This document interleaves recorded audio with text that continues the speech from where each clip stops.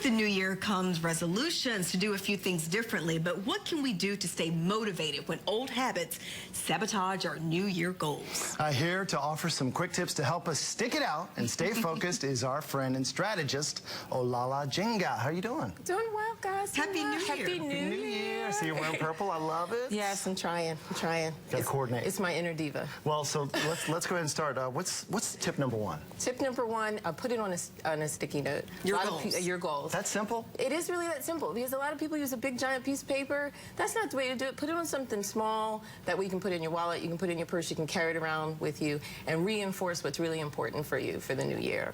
Okay, you also say it's important to tell 10 people what your goal is. Tell 10. I love that one because when you only tell 1 or 2 people like what your goals are, it's easy for those people to forget and get kind of caught up in their lives. But if you tell 10 people, the pressure that one of those 10 people might ask you, so how's it going losing those 10 pounds or whatever it is that you want to do, the pressure is there. So if you tell 10 people, you're more likely to stick to your goals because somebody's going to ask you at some dinner party somewhere, how's it going? And you don't want to feel like you're just being a loser. Do you remember the craze like 7 years ago when people were talking about The Secret and they were like, put it out in the universe? Yes. Do you think a little bit of that could also do that? I don't want to be too hocus pocus with you, but I think that there's something about putting things out there and just kind of letting them land. All right, how do we prepare our minds when we're going through this trying to achieve goals?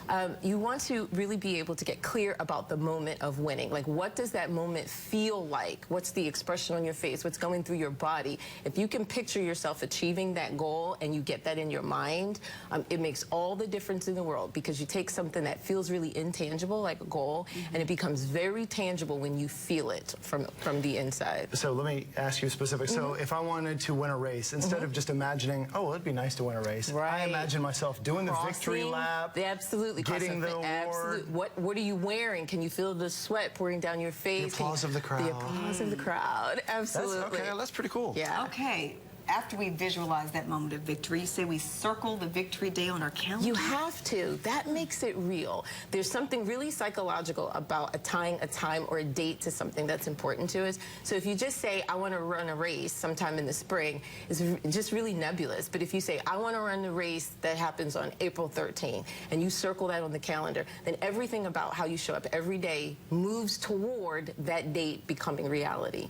So that's how you set yourself up. It sounds like accountability is a big part of this. You got to be accountable to yourself, and other people can help you be accountable. And keeping your eyes on the prize. Keeping your eyes on the prize, being accountable, and making it real. You know, goals are not this just like fluffy thing out there. If it's really important to you, then do everything you can to set yourself up in the new year. Really quickly, what about you? What do you want to do this year? Something big, something small? You said. You know, every day is about doing something big. I'm just trying to survive my kids right now. I'm just trying to survive that. So my goal is to get one of them out the door. Imagine how you're going to feel when you walk out the door. My empty nest house, that's right. Yeah. Thank you so much, Olala. Absolutely.